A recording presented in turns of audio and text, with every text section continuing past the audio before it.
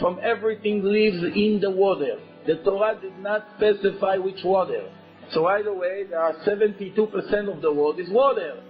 Everything that has fins and scales, you're allowed to eat. The Torah didn't speak about fish. Everything. Turtles. Everything that moves inside the water. Snakes. So many different things. Millions of different species. The Torah says, I'm not going to write to you millions of names and tell you which one is kosher, which one is not. Because if I'm going to have to do it, nobody would read it anyway, and the size of the book will be all the way from here to Israel. So the point is, I'm going to give you a formula. Review it.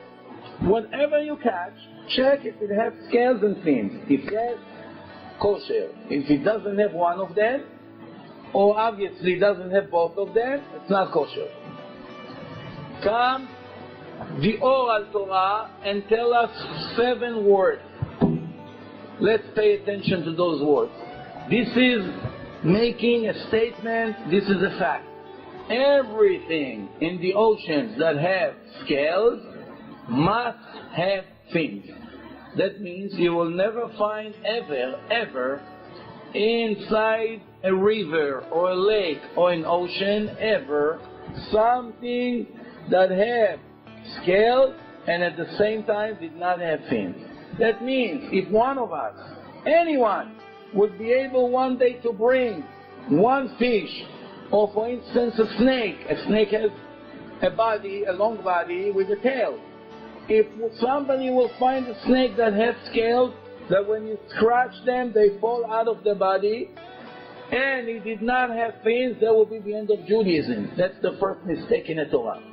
What human being is able to write such a thing 3,318 years ago? Even today. Do you know anyone that has such knowledge? Which person can watch all the rivers, all the lakes, all the oceans simultaneously and review all the movements of all the species?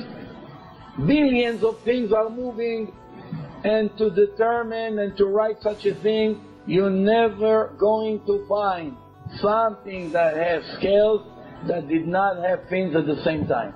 If you find something with scales and no fins, that means it's the first mistake in the Torah, it's not divine, and the rest is obvious. Amazing. Not only that, when the Torah was given, more than half of the species that lives in the ocean were not even exist.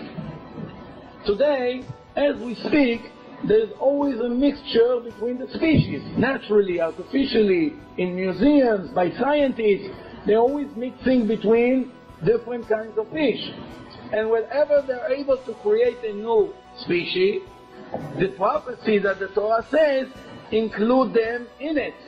Which means if one of the scientists will be able to create a snake with scales and no fins, or any other species, that will be the first mistake in the Torah. Can a human being write such a thing 3,300 years ago and be right about it? Until this moment, nobody ever found any creature in the oceans that have scales and at the same time did not have fins. We give the credit to Christopher